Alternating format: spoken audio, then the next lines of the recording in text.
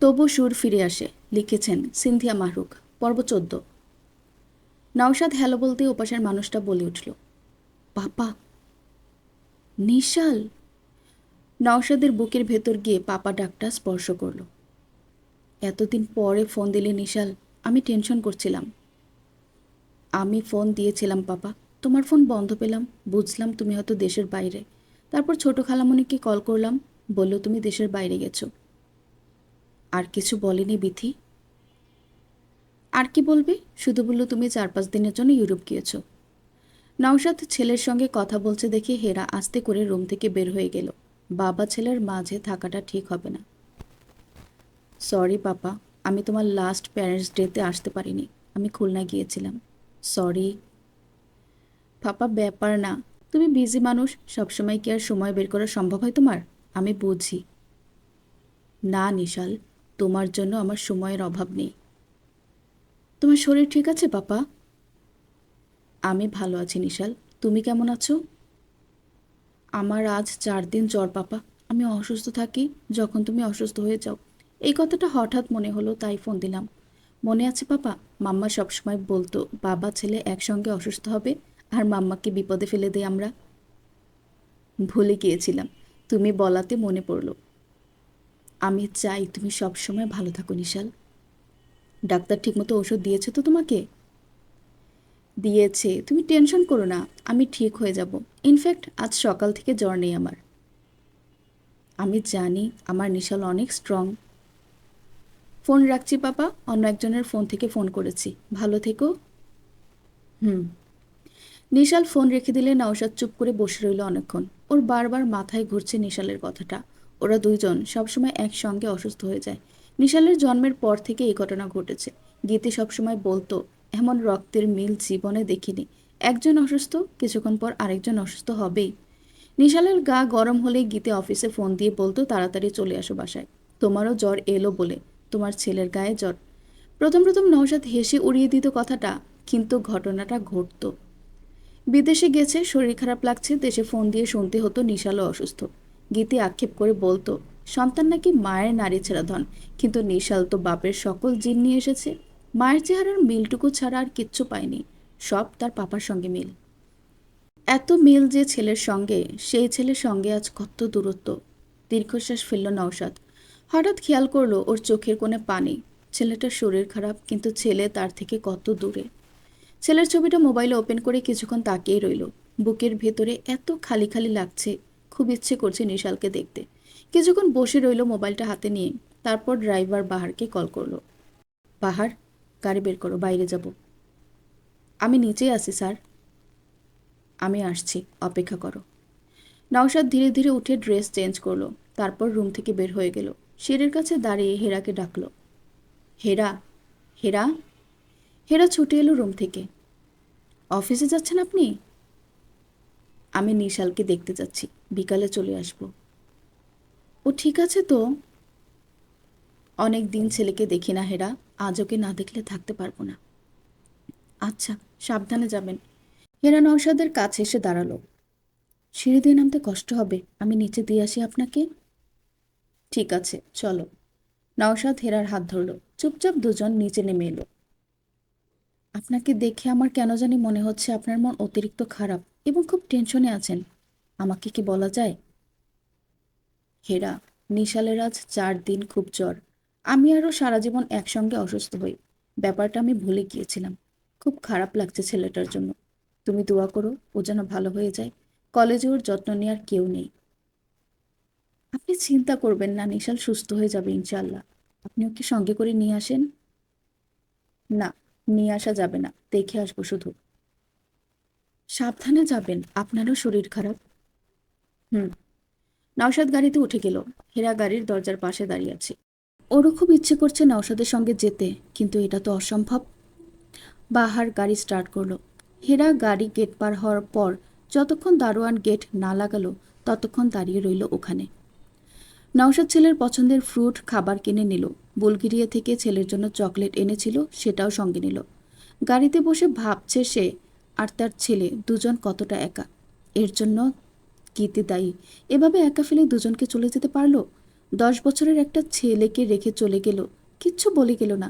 ছেলে কি খেতে পছন্দ করে, কি অপছন্দ করে, কি করলে আনন্দ পায়, কিছুই সে জানতো না। একটা মেয়ে বাবার যতটা কাজ ঘেঁষা হয়, একটা ছেলে ততটা হয় না। আর সে এমন এক বাবা যে বাসার খবর রাখেনি কখনো, রাখতে হয়নি, গীতি সব সামলাতো। কোনোদিন সংসারের কিছু নিয়ে তাকে ব্যস্ত করেনি। আর সেই মানুষটা সংসার, সন্তান সব তার ঘাড়ে ফেলে ধুম করে একদিন নাই হয়ে গেল। আর নিশাল ক্যাডেট কলেজে যাওয়ার জন্য পাগল হয়ে গেল। ছেলেটা তার সঙ্গে থাকলে ছেলের সঙ্গে এই দূরত্বটা কোনো দিন তৈরি হতো না। আজ কতদিন পর ছেলেটা এতটা আবেগ নিয়ে ওর সঙ্গে কথা বলল। ওর মনে পড়ে গেছে তার মাম্মার কথা। তোমার মাম্মা খুব স্বার্থপর নিশাল। সে চলে না গেলে আমাদের এরকম দ্বীপের মতো দূরে দূরে থাকতে হতো না। গাড়িতে বসে এসব ভাবতে ভাবতে নওশাদের মনটা খুব খারাপ হয়ে গেল। অনেকক্ষণ পাটা নামিয়ে রাখাতে মনে হচ্ছে ব্যথাটা আবার আসছে। নওশাদ পাটা সিটের উপর উঠিয়ে রাখলো। চোখ বন্ধ করে ঘাড় কাত করে বসে আছে সে। ঘণ্টা দিনেক পর বাহার বলল, স্যার, চলে এসেছি। নওশাদ গাড়িতে উঠেই কলেজের অ্যাডজুয়েন্টের সঙ্গে কথা বলেছে। সে আবার নওশাদের ক্লাসমেটের ছোট ভাই, তাই পারমিশন পেতে সমস্যা হয়নি। প্রিন্সিপালকে কল করেছে। নিশাল অসুস্থ শুনে বলল যে কোনো সময় এসে দেখে যেতে পারে। প্রিন্সিপালের সঙ্গেও ভালো সম্পর্ক ওর। মানে স্টুডেন্টের প্রতি একরকম মমতায় দেখায় কলেজের টিচাররা নিশালের। পুরো কলেজে এখন পর্যন্ত নিশালই একমাত্র স্টুডেন্ট যার মা নেই। প্যারেন্টস ডেতে সবার মা আসে, কিন্তু নিশালের মা আসে না। কখনো কখনো বাবাও যায় না। সেজন্য নাকি তার ক্লাসমেট, এমনকি অনেক সময় সিনিয়র ভাইদের মায়েরা ওকে খুব আদর স্নেহ করে। ক্লাস 7-এ ছিল যখন একবার এক প্যারেন্টস ডেতে নওশাদ দেশের বাইরে ছিল। বিথির তখন নতুন নতুন বিয়ে হয়েছে। জুথি ছিল প্রেগনেন্ট। কেউ আসেনি। ও মন খারাপ করে হাউসে বসেছিল। ওর সব ক্লাসমেটরা ওকে সেইবার টেনে নিয়ে এসেছিল নাকি রুম থেকে।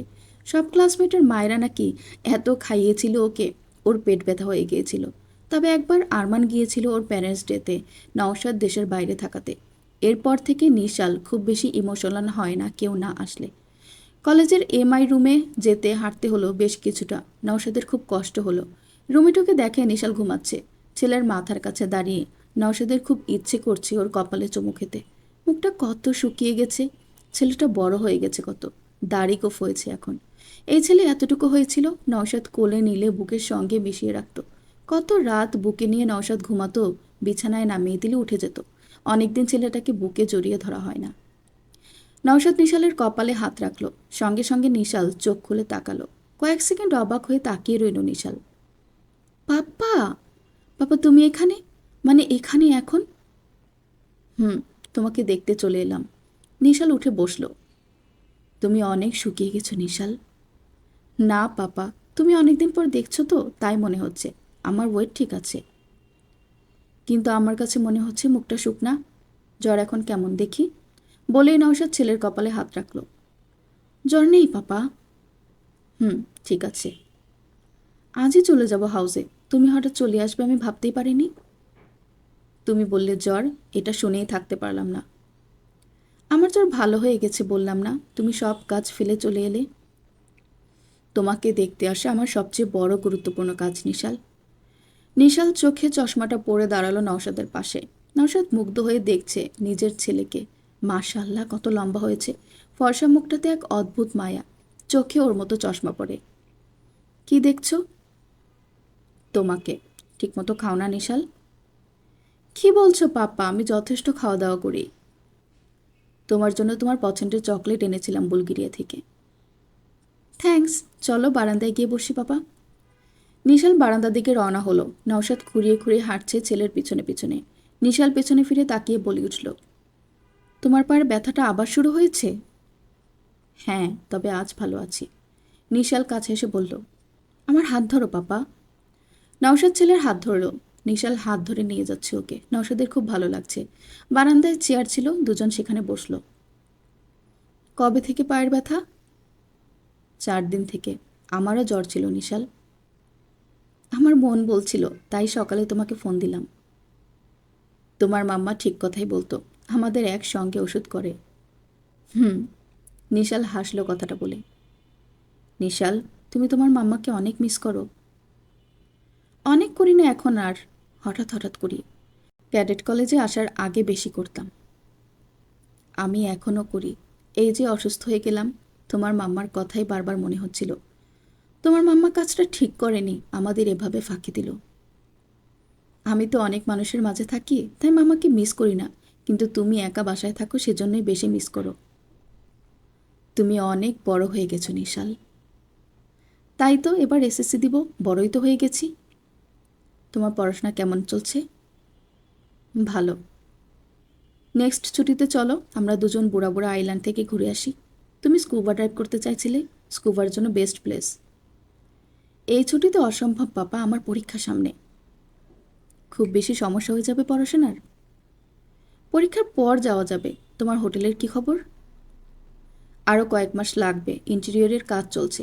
কেন, তুমি হোটেলের খবর জানতে চাইছো যে নিশাল? নওশাদ ছেলের মুখে তার বিজনেস প্রজেক্টের নাম শুনে অবাক হলো। নিশাল কখনোই এসব নিয়ে মাথা ঘামায় না। আমি চাইছিলাম তুমি যদি অ্যালাউ করো, আমার সব ক্লাসমেটদের নিয়ে পরীক্ষার পর তোমার হোটেলে 3-4 দিন থাকবো কক্সবাজারে। অবশ্যই থাকবে। আমি বলি কি, ইনোগ্রেশনটা তোমরা যখন যাবে তখনই করব। না না, আমার জন্য ফেলে রেখো না, তুমি তোমার প্ল্যানের মতো কাজ করো। আমার হাতে সময় আছে, তুমি তোমার সব বন্ধুদের এখন থেকে বলে দাও। দেখা যাক কি হয়। প্রয়োজনে আমি সবার গার্ডিয়ানের সাথে কথা বলবো। ঠিক আছে পাপা। একটা কথা বলবো পাপা? বলো।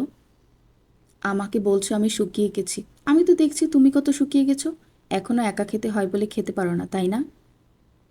সেরকম কিছু না নিশাল, 4 দিন অসুস্থ ছিলাম, তাই তোমার কাছে মনে হচ্ছে। নিশাল, এসএসসির পর কলেজটা এখানে না থেকে ঢাকায় থাকলে হয় না? অনেক তো পড়লি ওখানে। কি যে বলো পাপা, 1.5 বছরের জন্য আর কোথাও যাব না। তুমি চিন্তা করো না, 1.5 বছর চোখের পলকে চলে যাবে। তোমার ছুটি কবে? আর 10-12 দিন পর। এবার সারাক্ষণ পড়াশোনা নিয়ে ব্যস্ত থাকতে হবে। নিশাল, তোমাকে একটা কথা বলতে চাইছিলাম। বলো পাপা। নিশাল তাকিয়ে আছে নওশাদের দিকে। আচ্ছা থাক, পরে বলি। আর তো বেশিক্ষণ থাকতে পারবে না, বলতে পারো। নিশাল কয়েক সেকেন্ড তাকিয়ে থেকে বলল, ঠিক আছে। পাপা, দাদাভাই কেমন আছে? ভালো আছে। কার্টুন দেখে? হ্যাঁ, তখন তোমাকে ডাকাডাকি করে। নিশাল হাসছে। দাদাভাইকে একবার এখানে আনতে পারলে ভালো হতো। আমি আমার ফ্রেন্ডদের দাদাভাইয়ের গল্প করি, ওরা দেখতে পেত। তোমার দাদাভাই এতটা জার্নি করতে পারবে না। সেটাই। নওশাদ ঘড়ির দিকে তাকালো, তারপর নিশালের দিকে তাকিয়ে বলল, নিশাল, আমি তোমাকে না বলে একটা কাজ করে ফেলেছি। কি কাজ? কি হয়েছে পাপা? তোমাকে কেমন আনমাইন্ড লাগছে? বড় কোনো সমস্যা? পাপ্পা, আমি বিয়ে করেছি। নিশাল অবাক হয়ে তাকালো, ওর মুখটা দেখে মনে হচ্ছে অনেক বড় একটা ধাক্কা খেয়েছে সে। কিছুক্ষণ নওশাদের দিকে তাকিয়ে থেকে চোখ সরিয়ে নিল, কিছু বলছে না। হঠাৎ ঘটনাটা ঘটে গেছে নিশাল। কবে করলে? 1 মাসও হয়নি। তারপর নওশাদ সব ঘটনা খুলে বলল, কিভাবে কোন পরিস্থিতিতে বিয়েটা করতে হয়েছে তাকে। নিশাল মাথা নিচু করে সব চুপচাপ শুনল। সব কথা বলে নওশাদও মাথা নিচু করে বসে আছে। কিছুক্ষণ পর নিশালি বলে উঠল, তুমি অকওয়ার্ড ফিল করো না পাপা। It's your life, you have to right how to handle your own life. I am your part of life, not your life controller. So be happy. তোমার যাওয়ার সময় হয়ে যাচ্ছে, চলো আগাই। তুমি তো একা হেঁটে গাড়ি পর্যন্ত যেতে পারবে না, আমার হাত ধরো। নিশাল বাবার দিকে হাত বাড়িয়ে দিল। নওশাদ ছেলের বাড়ানো হাতটার দিকে তাকিয়ে আছে। তারপর হাতটা ধরল সে, উঠে দাঁড়িয়ে ছেলেকে জড়িয়ে ধরল। সরি নিশাল, আমার সেই মুহূর্তের পরিস্থিতিটা তোমাকে বোঝাতে পারছি না, কিনা জানি না। ইটস ওকে পাপা, আমি বুঝতে পারছি।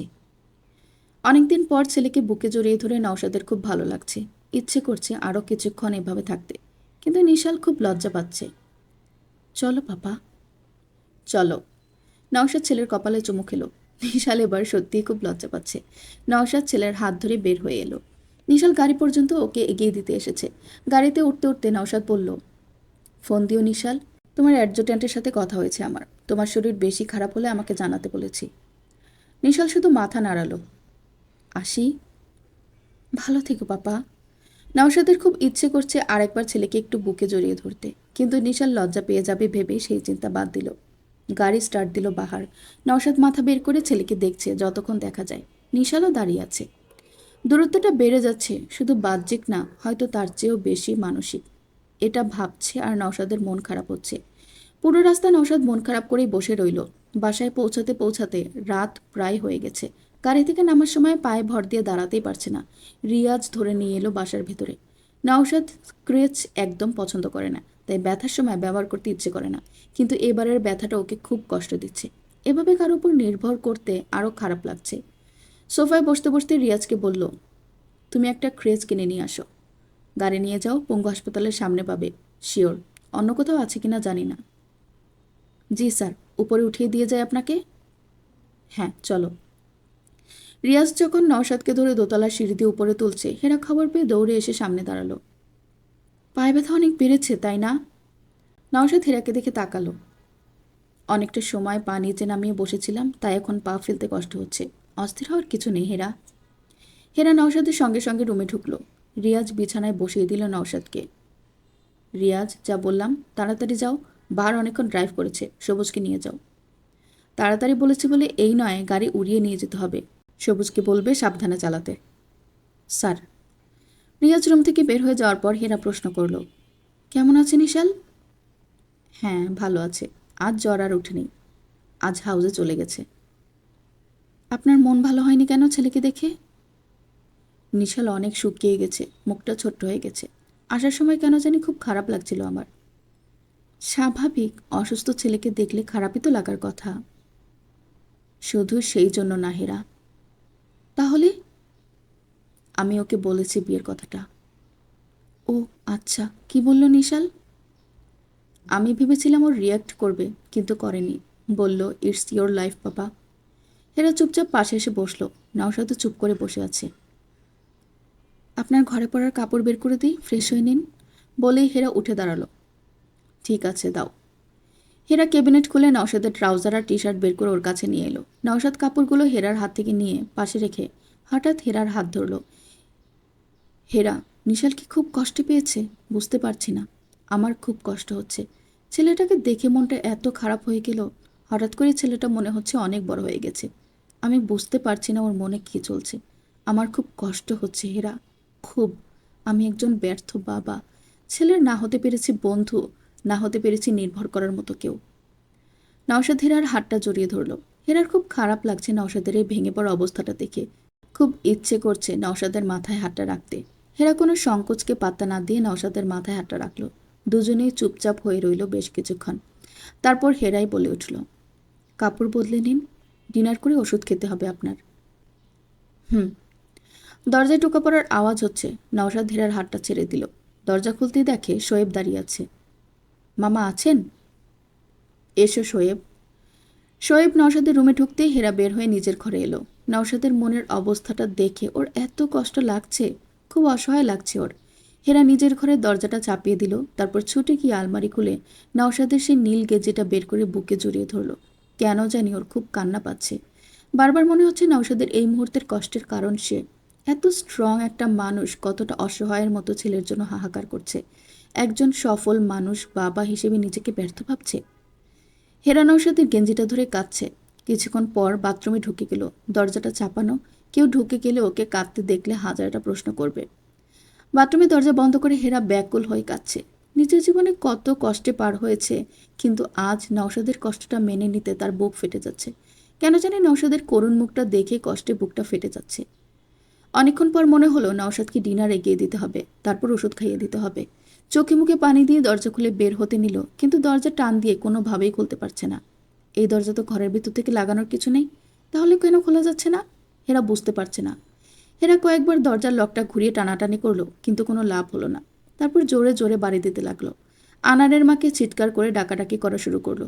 এভাবে প্রায় 5 মিনিট, তারপর 10 মিনিট। লক ঘুরাচ্ছে, টানছে, দরজায় জোরে জোরে বাড়ি দিয়ে শব্দ করছে, কিন্তু কোনো লাভ হচ্ছে না। তার খুব অস্থির লাগছে। সে জানে কিছুক্ষণ পর কেউ না কেউ রুমে আসবে, তবুও ওর কেমন দম বন্ধ বন্ধ হয়ে আসছে। সে ছোটবেলা থেকে লুকোচুরি খেলতে গেলে কখনো বেশিক্ষণ লুকিয়ে থাকতে পারতো না। ওর শ্বাসকষ্ট শুরু হয়ে যেত।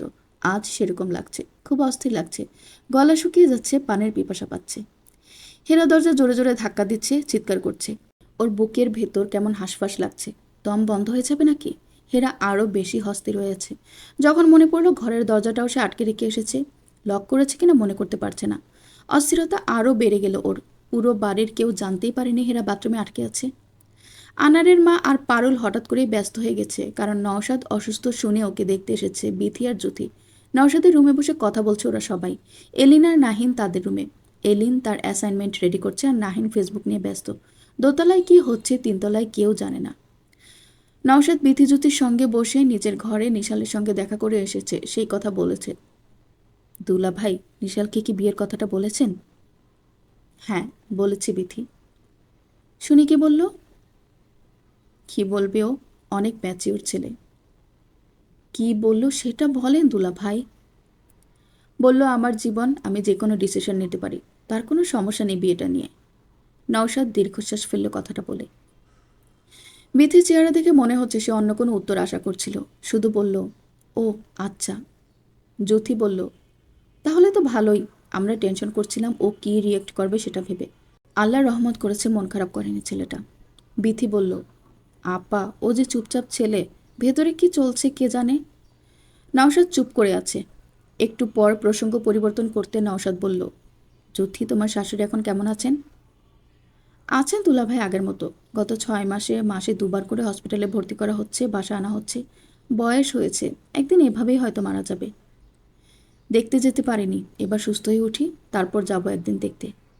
আনারের মা আর পারুল চা নাস্তা নিয়ে ঢুকলো। এখন চা নিয়ে এলে কেন আনারের মা? একেবারে ডিনার দিতে সবাইকে।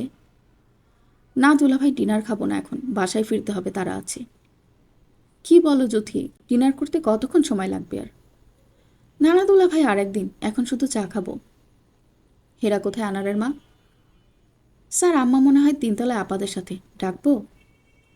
ঠিক আছে থাকুক। আপা কি শোয়েবের বোনের মেয়ে দুইটা? বিথি বলল হ খালাম্মা। হঠাৎ রুমের বাইরে চিৎকার চেঁচামেচি শোনা যাচ্ছে। কিসের চিৎকার দেখো তো আনারের মা। জি স্যার দেখতাছি। আনারের মা নওশাদের রুমের দরজা খুলতেই শুনে তাকে চিৎকার করে হেরার ঘর থেকে ডাকছে এলেন। আনারের মা দৌড়ে গেল হেরার ঘরের দিকে, তারপর সেও চিৎকার দিয়ে উঠল। কি হয়েছে? নওশাদ বলে উঠল। বিথি জ্যোতিও উৎসুক দৃষ্টিতে নওশাদের ঘর থেকে তাকাচ্ছে। আনারের মা, কি হয়েছে আনারের মা? নওশাদ জোরে জোরে ডাকছে। পারুল দৌড়ে নওশাদের রুমে এসে ঢুকল। স্যার আম্মা বাথরুমে বেহুশ হয়ে পড়ে আছে। নওশাদ ক্রেচে ভর দিয়ে হেরা রুমে ছুটে এলো, সঙ্গে বিথি আর জুথি। তিনতলা থেকে ততক্ষণ নাহিদ আর শোয়েবও ছুটে এসেছে। নওশাদ রুমে ঢুকে দেখে এলেন হেরার মাথাটা কোলে নিয়ে বাথরুমের সামনে ফ্লোরে বসে পানি ছিটিয়ে দিচ্ছে চোখে মুখে। কি হয়েছে এলিনোর? নওশাদ চিৎকার করে উঠল। ভাইয়া আমি ঘরে ঢুকে দেখি ঘর খালি, ভাবলাম বৌমনি আপনার রুমেই গেছে, তাই বের হয়ে যাচ্ছি, তখনই হঠাৎ বাথরুমের ভেতর থেকে দরজা ধাক্কার আওয়াজ। ও আনারের মার নাম ধরে ডাকছে, গলা কেমন গোঙানির মতো শোনা যাচ্ছিল। আমি কাছে গিয়ে দরজার জারে ধাক্কা দিতেই দরজা খুলে গেল। দেখি ও কেমন অস্বাভাবিক চেহারায় তাকিয়ে আছে, এমন ঘেমে ভিজে আছে। আমি ওর হাত ধরার আগেই পড়ে যাচ্ছিল, ধরতে ধরতে সেন্সলেস হয়ে গেল। স্যার এই দরজাটা এমন নয়, হঠাৎ হঠাৎ ভেতর থেকে আটকায় যায়, ঘটনা মনে হয় এইটাই ঘটছে। আনারের মা বলে উঠল কথাটা। কি বলছো আনারের মা, জানো তাহলে ঠিক করানো কেন? স্যার সবসময় হয় না, হঠাৎ হঠাৎ। দেখলে তো হঠাৎ কি হয়ে গেল। এখন ওকে তুলে বিছানায় নাও। নওশাদ নিজেই হেরার হাতটা ধরল, বাকিরা সবাই ধরে বিছানায় শুয়ে দিল। বেহুশ হওয়ার কি হলো বুঝলাম না, মৃগরোগ নেই তো দুলাভাই ওর? নওশাদ বিথির দিকে তাকালো। বিথি আজে বাজে কথা বলো না তো। দুলা ভাই আপনি জানেন না, গ্রামের মেয়েদের এই টাইপের রোগ থাকে, নয়তো একটুক্ষণ বাথরুমে আটকে থাকলে এরকম বেহুশ হয় কেউ। নওশাদ চিৎকার করে বলে উঠল, যা জানো না তা নিয়ে কথা বলো না, দেখেই বোঝা যাচ্ছে ওর তীব্র ক্লাস্ট্রোফোবিয়া আছে। ক্লাস্ট্রোফোবিয়া কী জিনিস জানো? যাও গুগল করে দেখো। ও অনেকক্ষণ আটকে ছিল, অনেক আগে আমার রুম থেকে এসেছে, কমপক্ষে আধ ঘন্টারও বেশি ও এখানে আটকে আছে আমার ধারণা। কেউ আমার রুম থেকে মোবাইলটা এনে দাও, ফারহানকে ফোন দিতে হবে জলদি। শোয়েব মোবাইল আনতে ছুটে গেল। আনারের মা, যত তাড়াতাড়ি সম্ভব দরজা ঠিক করাবে। তোমার বুদ্ধি থেকে আমি অবাক হয়ে গেছি আজ। তুমি এত বড় ব্যাপারটা পাত্তা কিভাবে দিলে না? রাতের বেলা আটকে থাকলে কি হতো, কেউ জানতে তোমরা? তাও ভালো এলিন এসেছিল বলে, তা না হলে আর কতক্ষণ এভাবে আটকে থাকতো কে জানে। এলিন হেরাকে ডাকছে, ওর চোখ বন্ধ কিন্তু একটু একটু কাঁপছে চোখের ভেতরে। নওশাদ হেরার মাথার কাছে আসলো। হেরা, হেরা তাকাও, এই তো আমি চলে এসেছি, তাকাও। হেরা চোখ খুলে তাকালো, ওর চোখ দিয়ে পানি পড়ছে, জোরে জোরে নিঃশ্বাস নেওয়ার চেষ্টা করছে। নওশাদ বলল, পানি খাও তো একটু। এলেন হেরার মাথাটা তুলে ধরে পানি খাইয়ে দিল। নওশাদ সবাইকে উদ্দেশ্য করে বলল, তোমরা সবাই এখন যাও এই ঘর থেকে, আমি হেরার কাছে আছি। নওশাদের কথা শুনে সবাই একে একে ঘর থেকে বের হয়ে গেল। পর্ব 15। নওশাদ হেরার দিকে ঝুঁকে তাকালো। তোমার খুব কষ্ট হচ্ছে? এখন নিঃশ্বাস নিতে পারছো ঠিক মতো? হেরা, তাকাও আমার দিকে। হেরা চোখ খুলে তাকালো। খুব খারাপ লাগছে? নওশাদ জিজ্ঞেস করলো। খুব ধীরে হেরা বলল, নিঃশ্বাস নিতে কষ্ট হচ্ছে। হেরা চোখের পলক ঝাঁকালো শুধু। নওশাদ ফারহানকে কল করলো। ওপাশে ফারহান ফোন ধরেই বলল, হ্যালো ভাইয়া। ফারহান, তুই কি চেম্বারে? এই তো মাত্র বের হলাম। একটু বাসায় আয় তো। আব্বা ঠিক আছে ভাইয়া? আব্বা ঠিক আছে, হেরা একটু অসুস্থ। আচ্ছা ভাইয়া, আমি আসছি। ফোন নামিয়ে রেখে নওশাদ হেরার দিকে তাকালো। তারপর পানির গ্লাসটা মুখের সামনে ধরল। পানি খাও হেরা, ভালো লাগবে। হেরাকে ধরে বসালো নওশাদ, তারপর নিজ হাতে পানি খাইয়ে দিল। তোমার যে ক্লাস্ট্রোফোবিয়া আছে তুমি কি জানো? না। হেরা মাথা দুই পাশে নাড়ালো। ক্লাস্ট্রোফোবিয়া কি জানো? এবারও হেরা না ইশারা করলো। বদ্ধ কোনো ঘরে কিছুক্ষণ থাকলে তোমার ভয় লাগে, দম বন্ধ হয়ে আসে? হুম। এটাকেই বলে ক্লাস্ট্রোফোবিয়া। বাথরুমের দরজা যখন খুলতে পারছো না তখনই তুমি ভয় পেয়ে গেলে এবং নিজেকে বন্দি ভাবা শুরু করলে। তারপর তোমার দম বন্ধ লাগা শুরু করলে। হুম। বোকা মেয়ে, এত বড় বাথরুমে তোমার দম বন্ধ হবে কেন? নওশাদ হীরার মাথায় হাত রাখলো। আমি তো বেহুশ হয়ে গেছো দেখে ভয় পেয়ে গেলাম, কি হলো? এরপর এলিন যখন বলল তুমি বাথরুমে আটকে গিয়েছিলে, তখনই বুঝেছি ক্লাস্ট্রোফোবিয়ার জন্যই তুমি এতটা নার্ভাস হয়ে গিয়েছো। সরি। সরি বলছো কেন? তুমি আয়নায় গিয়ে দেখো তোমার চেহারার কি অবস্থা হয়েছে। পুরো মুখ ফ্যাকাশে হয়ে গেছে। আমার খুব কষ্ট হচ্ছিল। এখন মনে হচ্ছে এখনো হার্টবিট অনেক বেড়ে গেছে, কিছুটা খারাপ লাগছে। ফারহান আসছে, ও দেখুক। উনাকে আসতে বললেন কেন কষ্ট করে? এমনি এমনি ঠিক হয়ে যাবে। শ্বাসকষ্ট নিয়ে হেলাফেলা করা ঠিক হবে না। আপনি ডিনার করেছেন? ওষুধ খেয়েছেন? অনেক রাত হয়ে গেছে তাই না? তোমাকে এসব নিয়ে চিন্তা করতে হবে না, আমি সব খাবো, আগে তুমি নর্মাল হও। কি কাণ্ড দেখুন তো, বাসার সব মানুষ অস্থির হয়ে গেছে। তা তো সবাই হয়েছে, কিন্তু আনারের মায়ের কাণ্ড দেখো, সে এটা জানতো তাও পাত্তা দেয়নি। এমনকি তুমি এতদিন ধরে এই ঘরে থাকো, তোমাকেও বলেনি। হেরা বলল, পুরো বাসার দায়িত্ব ওর ঘাড়ে, ভুলে গেছে হয়তো। এলিনকে স্পেশাল থ্যাঙ্কস দিতে হবে। ও তোমার ঘরে তখন না আসলে তুমি আর কতক্ষণ এভাবে আটকে থাকতে আল্লাহ জানে। ঠিক বলেছেন। আনারের মা দরজার বাইরে থেকে ডাকছে, স্যার। বলো আনারের মা। ফারহান স্যার আসছে। হেরা উঠে দাঁড়াতে নিল। নওশাদ বাধা দিয়ে বলল, তুমি বসো। হ্যাঁ, এসো ভেতরে। আনারের মা ঘরের ভেতরে ঢুকলো। ওর একটু পিছনে নওশাদের ডাক্তার ছোট ভাই ফারহান দাঁড়িয়ে আছে। আয় ফারহান, ভেতরে চলে আয়। কি অবস্থা ভাইয়া? আর বলিস না, বাথরুমের দরজা লক হয়ে গিয়েছিল। হেরা ভেতরে আটকে আছে, কেউ টের পায়নি। ওর ক্লাস্ট্রোফোবিয়া আছে, নিঃশ্বাস নিতে পারছিল না। সেন্সলেস হয়ে কি একটা অবস্থা যে হলো। এখন কেমন লাগছে ভাবি? ফারহান হেরার দিকে তাকিয়ে বলল। মনে হচ্ছে হার্টবিট বেড়ে গেছে আর দম ফেলার সময় একটু অস্বস্তি হচ্ছে। ফারহান স্টেথোস্কোপ বের করে হেরার চেক আপ শুরু করলো। তারপর পালস চেক করলো। নওশাদ পাশেই বসে আছে। কি অবস্থা ফারহান? একটু বেশি মনে হচ্ছে হার্টবিট। খারাপ কিছু না, বেশি ভয় পেয়ে গেছে তাই অবস্থা। তুমি চিন্তা করো না ভাইয়া। ভাবি, তোমার কি আগেও এমন হয়েছে? বদ্ধ কোথাও থাকলে একটু খারাপ লাগে। যেখানে এরকম খারাপ লাগবে এড়িয়ে যাবে সেসব জায়গা। ভয় পেয়ে যাবে না, মনোযোগ অন্যদিকে দিবে। তাহলে ওই রকম পরিস্থিতিতে ভয়টা লাগবে না। কারো কারো এই ফোবিয়া থাকে। এক কাজ করো, ভালো করে চোখে মুখে পানি ছিটিয়ে আসো। রুমে না বসে থেকে খোলা জায়গায় গিয়ে বসো, দেখবে ভালো লাগবে। নওশাদ উঠে দাঁড়ালো। হেরা, যাও চোখে মুখে পানি দিয়ে ড্রেস চেঞ্জ করে নাও। তোমার ড্রেসও ভেজা, ঠান্ডা লেগে যাবে। তারপর লিভিং রুমে আসো, আমরা ওখানে আছি। চল ফারহান, আমরা ওখানে যাই। নওশাদ আর ফারহান রুম থেকে বের হয়ে গেল। হেরা চোখে মুখে পানি দিতে উঠে গেল। ফারহান একটু অবাক হচ্ছে, ভাইয়া ভাবিকে নিজের রুমে রাখে নাই। স্ট্রেঞ্জ। ফারহান নওশাদের সঙ্গে লিভিং রুমে গিয়ে বসল। সবারই কম বেশি ফোবিয়া জিনিসটা থাকে ভাইয়া, চিন্তা করো না। নওশাদ বলল, আমি যখন ছোট ছিলাম বুঝলি, কুকুর ভীষণ ভয় পেতাম। তবে ভাইয়া খেয়াল রেখো, যাদের প্যানিক অ্যাটাক হয় তাদের এই ক্লস্ট্রোফোবিয়াতে মারাত্মক দুর্ঘটনা ঘটে যায়। হুম, সেটাই। তোমার পায়ের ব্যথা এবার এখনো ভালো হয়নি? ভালো হয়ে গিয়েছিল অলমোস্ট। আজ আমি নিশালকে দেখতে গিয়েছিলাম। জার্নি টাইমটা অনেকক্ষণ পা নামিয়েছিলাম, ব্যথা চলে এসেছে। ক্রেচ নিয়ে ভালো করেছো। কতবার তোমাকে বলেছিলাম ক্রেচে ভর দিয়ে চলাফেরা করলে কষ্ট কিছুটা কমে। এই যে আজ শেষ পর্যন্ত কিনলাম। নিশাল কেমন আছে ভাইয়া? ওর জ্বর ছিল, সকালে ফোন দিয়ে বলল। খারাপ লাগছিল তাই চলে গেলাম। ভালো করেছো। এখন কেমন আছে? জ্বর নেই আজ। ওদের দুই ভাইকে দূর থেকে দেখে ফরহাদ আজমি লিভিং রুমে আসছে ওয়াকারে ভর দিয়ে। ফারহান উঠে গিয়ে ধরে নিয়ে এলো। আব্বা, শরীর কেমন তোমার? আমি ভালো আছি। তোর আম্মার কাণ্ড দেখছিস ফারহান? তোর বুবুর বাসায় গিয়ে বসে আছে। এই বাসার কোনো খবর রাখে না সে। মেয়ের বাড়িতে এতদিন থাকার কি আছে বুঝলাম না। তোদের কলেজ থাকে, তার কোনো হুঁশ নেই। ফারহান সোফায় বাবাকে বসিয়ে দিল। আব্বা, তুমি চিন্তা করো না, তুই কালকে গিয়ে নিয়ে আসবি। ঠিক আছে, নিয়ে আসবো। তারপর নওশাদের দিকে তাকিয়ে বলল ফরহাদ আজমি, বাবু, তোর পায়ে ব্যথা কিভাবে পেলি? ফুটবল খেলে, তাই না? নওশাদ চুপ করে আছে, কি উত্তর দিবে আব্বার কথা চিন্তা করছে। আব্বা, রাতে খেয়েছো? ফারহান বলল কথাটা। হ্যাঁ হ্যাঁ, খেয়েছি। এসো, তোমার প্রেশারটা মেপে দেখি। ফারহান প্রেশার মাপার মেশিন বের করলো। তোর এসব দেখলে কি মনে হয় জানিস ফারহান? তুই ডাক্তার হয়ে গেছিস। ভালো করে পড়াশোনা কর, তাহলে ডাক্তার হতে পারবি। তা না হলে এসব দিয়ে সারা জীবন খেলেই যাবি।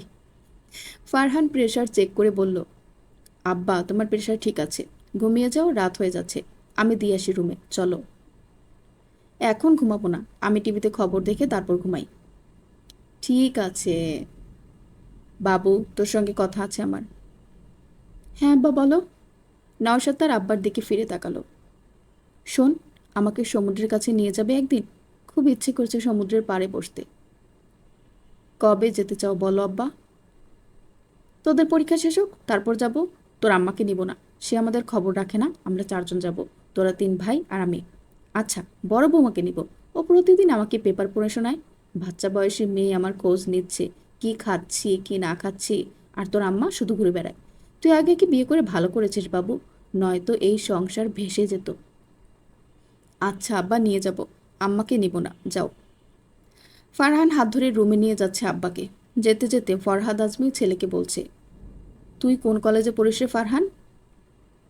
আব্বা, আমার পড়া তো শেষ, আমি তো কবেই ডাক্তারি পাশ করে ফেলেছি। কি বলিস? আমার ছেলে ডাক্তার হয়ে গেছে, আমি জানি না?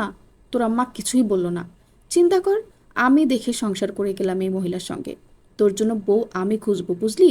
তোর আম্মার হাতে ছেড়ে দিলে নিজের মতো একটা মেয়ে খুঁজে আনবে। মেয়ে আনবো বড় বৌমার মতো, দেখতে যেমন সুন্দর, কি শান্ত ব্যবহার। আজ সকালে বাবু হাঁটতে পারছে না, হাত ধরে সিঁড়ি দিয়ে নামিয়ে দিল।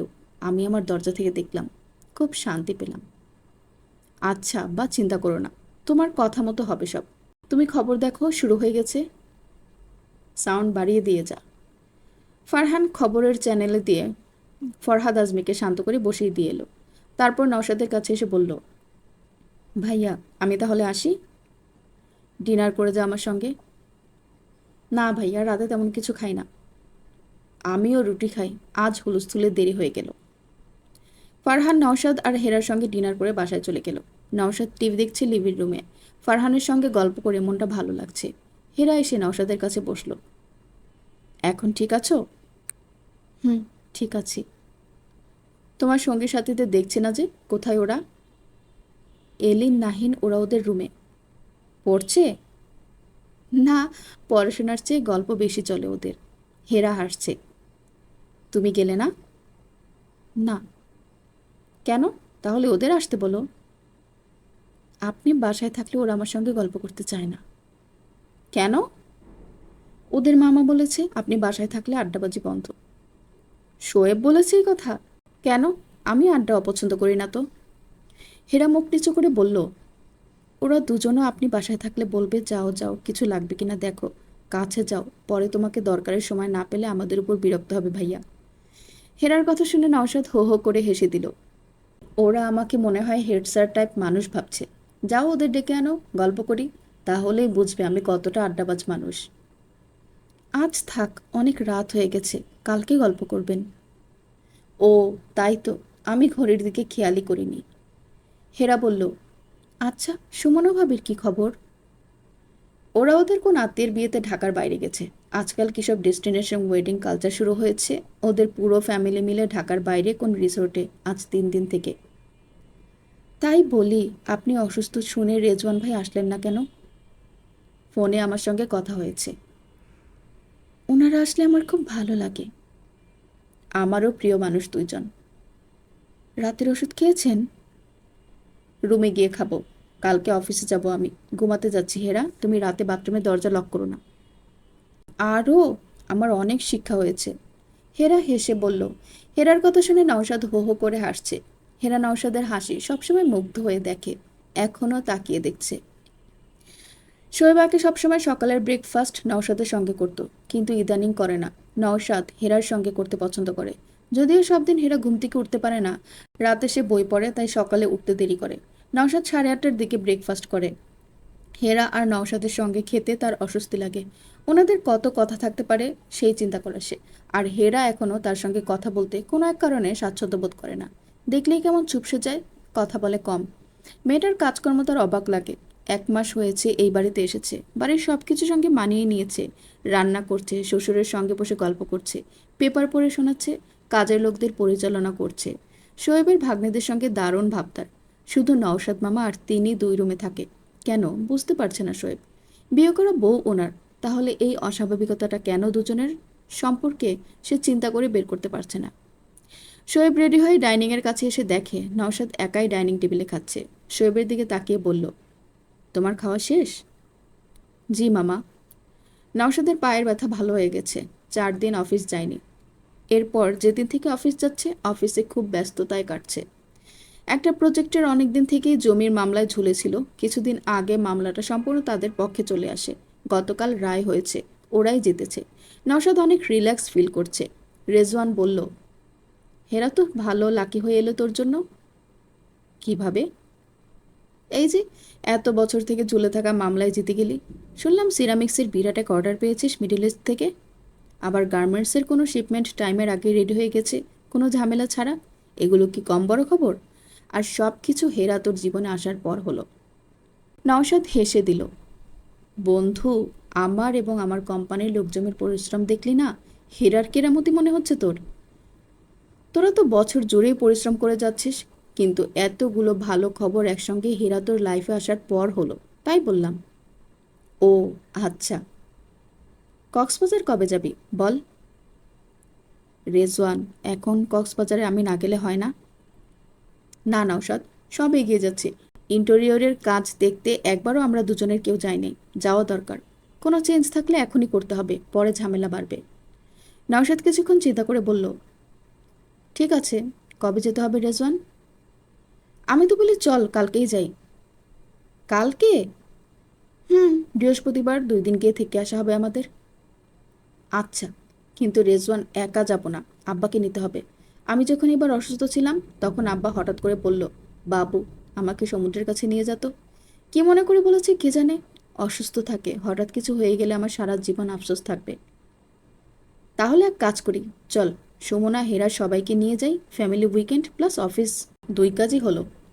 নওশাদ বলে উঠল, খারাপ বলিসনি। আমি কখনোই খারাপ কথা বলি না নওশাদ। তবে তোর আর হেরার হানিমুনটাতে আমরা সবাই কাবাবে হাড্ড হয়ে থাকবো, এটা কেমন কথা বলতো? এই যে, খারাপ কথা বলা শুরু তোর। যাচ্ছি কাজে, এটাকে হানিমুন বলছিস তুই? তাহলে কি ওদের নিব না? আচ্ছা, বলবো না। রেজওয়ান হাসছে। এলিন আর নাহিনের মাথায় এক অদ্ভুত খেয়াল এসেছে আজ। হেরা বুঝতে পারছে না কিছু। 2 বোন ভার্সিটি থেকে এসে লাঞ্চ করেই কখন থেকে সাজগোজ শুরু করেছে। গত ঘন্টা 2-1 থেকে সব মেকআপের জিনিস নিয়ে সাজছে, কিন্তু তাদের সাজ আর শেষ হয় না। হেরা পাশে বসে শুধু দেখছে। আচ্ছা, তোমরা বলছো সেজে কোথাও যাবে না, তাহলে এই সাজ কেন বলো তো? বৌমনি, একটু অপেক্ষা করো, দেখবে। এলিন হেসে বলল, আমরা ফটোশ্যুট করব। সেটা কি নাহিন? তোমাদের এত সুন্দর বাসাটা, এখানে বিভিন্ন জায়গায় নিজেদের ছবি তুলবে বৌমনি, তারপর ফেসবুকে আপলোড করব। তোমাকেও তুলে দিব, একটু অপেক্ষা করো। এলিন নিজের সাজ শেষ করে হেরাকে সাজানো শুরু করলো। শোনো, তোমাদের মতো এত সাজাবে না কিন্তু প্লিজ। আরে দেখোই না কি সুন্দর করে সাজাই তোমাকে। এলেন খুব সুন্দর করে হেরাকে সাজিয়ে দিল। তারপর দুই বোন পুরো বাড়িতে বিভিন্ন জায়গায় গিয়ে বিভিন্নভাবে ছবি তুলছে। হেরা ওদের মতো অঙ্গভঙ্গিতে ছবি তুলতে পারে না। ওদের ছবি তোলা দেখতেই ওর মজা লাগছে। দুই বোন ছবি তুলেই কেমন হয়েছে সেই ছবি সেটা দেখার জন্য টানাটানি করে। একজনের একটা ছবি পছন্দ হলে আর 10টাই ডিলিট করে দিচ্ছে। একটুক্ষণের ভেতরে আবার ড্রেস চেঞ্জ করেও চলে আসে। হেরাকে প্রথমে শাড়ি পরিয়েছে, ও এটা পরেই কয়েকটা ছবি তুলেছে। গ্রিন জমিনে মেজেন্টা পাড়ের শাড়িতে ওকে খুব সুন্দর লাগছে। দুই বোন বারবার বলছে, তোমার ছবি সবচেয়ে ভালো হচ্ছে বৌমনি। হেরা জানে ওদের মতো স্মার্ট এতটা চটপটে হওয়া ওর জন্য অসম্ভব। সন্ধ্যায় নওশাদ বাসায় আসার পর হেরা যখন নওশাদের জন্য চা বানিয়ে রুমে ঢুকলো, হেরাকে দেখে নওশাদ মুগ্ধ হয়ে গেল। কিছুক্ষণ তাকিয়ে তারপর বলল, তোমাকে খুব সুন্দর লাগছে। এত সাজ কেন? ওরা দুই বোন সাজিয়ে দিল। নওশাদ হেরার দিকে তাকিয়ে বলল, তুমি সমুদ্র দেখেছো হেরা? না। চায়ের কাপ হাতে নিতে নিতে নওশাদ বলল, আগামীকাল বিকেলে আমরা সমুদ্র দেখতে যাচ্ছি। হেরা অবিশ্বাস্য চোখে নওশাদের দিকে তাকালো। বিশ্বাস হচ্ছে না তোমার? হঠাৎ? হঠাৎ করে আব্বা, তুমি, আমি যাব। তোমার সঙ্গী সাথীরা কি যেতে চায়? জেনে আসো, যাও। আপনি সত্যি বলছেন? হেরা খুব এক্সাইটেড। আমি মিথ্যা বলি না। আরও দারুণ খবর আছে। সুমনা আর রেজওয়ানও যাচ্ছে। আমি ওদের বলে আসি। যাও। হেরা দৌড় দিল এলিন নাহিনের ঘরের দিকে। একটু পরে চুপচাপ হয়ে ফেরত এলো। নওশাদের চুপসে যাওয়া চেহারা দেখে বলল, কি ব্যাপার, মুখের এ হাল কেন? ওরা দুজন যাবে না। এক্সাম আছে? না, ফ্রেন্ডের বিয়ে পরশুদিন। হো, তুমি মন খারাপ করছো কেন? আরেকবার যে ওদের সঙ্গে। আমি ভেবেছিলাম আমি কখনো সমুদ্র দেখিনি, ওদের সঙ্গে নামবো সমুদ্রে। তাহলে তো মন খারাপ হওয়ারই কথা। আচ্ছা হেরা, আমি যদি নামি তোমার সঙ্গে তাহলে হবে তো? হেরার মুখ দ্বিগুণ আনন্দে ঝলমল করে উঠল। আপনি সত্যি সত্যি নামবেন তো? নামতেও পারি। তাহলে দারুণ হবে। আমি কিন্তু ভালো সাঁতার জানি। নওশাদ হাসতে হাসতে বলল, ঠিক আছে, দেখব।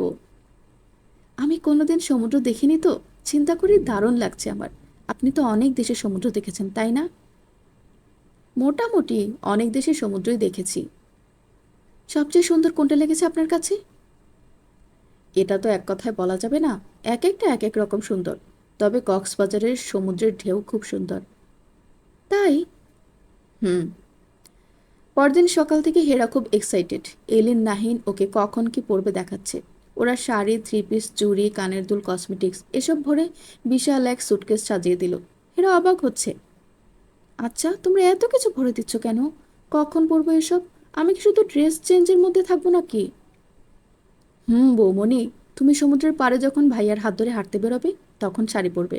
রাতে ডিনারের সময় থ্রি পিস বা শাড়ি একটা পরলেই হলো। কি যে বলো না তোমরা, মাথা খারাপ। বরের হাত ধরে হাঁটবে, এটা মাথা খারাপের কি হলো? বলতে পারো এটা তোমাদের হানিমুন। নাহিন বলেই কথাটা হাসতে হাসতে ভেঙে পড়ল। প্লিজ তোমরা এসব কথা বলো না, উনি শুনলে আমি লজ্জায় সামনে যেতে পারবো না। বৌমনি, অনেক অনেক ছবি তুলবে। কে ছবি তুলে দিবে আমার? ভাইয়া তুলে দিবে। নাহিন, ওনার আর খেয়ে কাজ নেই। বলবে তুমি? জীবনেও না। তোমাকে দিয়ে কিচ্ছু হবে না বৌমনি। এলিন হতাশ হয়ে পড়ল। বিকেলে ওরা যখন এয়ারপোর্টে বসে আছে, সুমনার সঙ্গে গল্প করার এক ফাঁকে সে নওশাদের কাছে গিয়ে আস্তে করে বলল, আমার খুব ভয় লাগছে। নওশাদ অবাক হয়ে জিজ্ঞেস করলো, কেন? প্লেনে উঠতে ভয় লাগছে। ভয়ের কিছু নেই, মজা পাবে দেখো। আপনি আমার পাশে থাকবেন তো? নওশাদ হাসি মুখে বলল, হুম। তাহলে ঠিক আছে। নওশাদ চিন্তা করছে তার আব্বাকে নিয়ে। বয়স্ক মানুষ, ওখানে গিয়ে অসুস্থ না হয়ে যায়। আব্বার দেখাশোনা করে যে ছেলেটা, সেই রাজুকে সঙ্গে নিয়ে নিয়েছে যদিও, তারপরও খুব খেয়াল রাখতে হবে। প্লেনে উঠে হেরা একটু অস্বস্তি বোধ করছে। জীবনের প্রথম প্লেন জার্নি, সে এক্সাইটেড হওয়ার চেয়ে বেশি ভয় পাচ্ছে।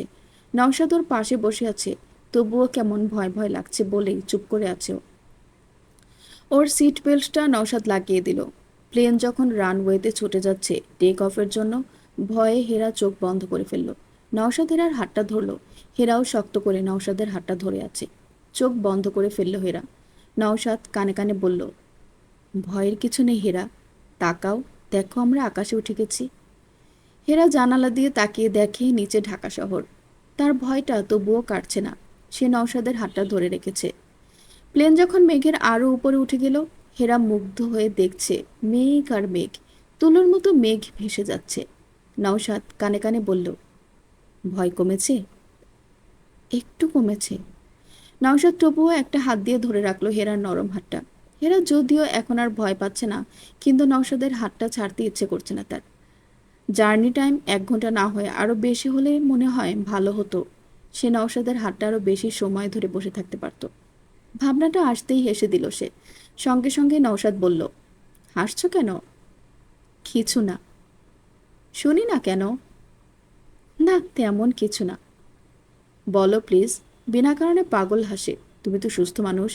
ঠিক আছে, পরে শুনবো, কিন্তু বলতে হবে হেরা। হেরা মনে মনে নিজেকে বকল, ইস, কেন যে হাসলাম। নওশাদ হঠাৎ পাশে তাকিয়ে দেখে রেজওয়ান তাকিয়ে আছে ওদের দিকে।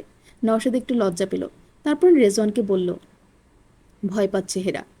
রেজওয়ান একটু কাছে এগিয়ে এসে বলল, আমি কিছু বলেছি নাকি? তুই তোর বউয়ের হাত ধরতেই পারিস। নওশাদ বলল, রেজওয়ান, তুই ঠিক হবি না, তাই না? না বন্ধু। দুই বন্ধু দুজন দুজনের দিকে তাকিয়ে হাসছে। শুনলেন সিনথিয়া মাহরুকের লেখা গল্প তবুসুর ফিরে আসে থেকে পর্ব 14-15। গল্পটি পরবর্তী পর্বগুলো শুনতে চাইলে অবশ্যই চ্যানেলটিকে সাবস্ক্রাইব করে আমার সাথেই থাকুন। ধন্যবাদ।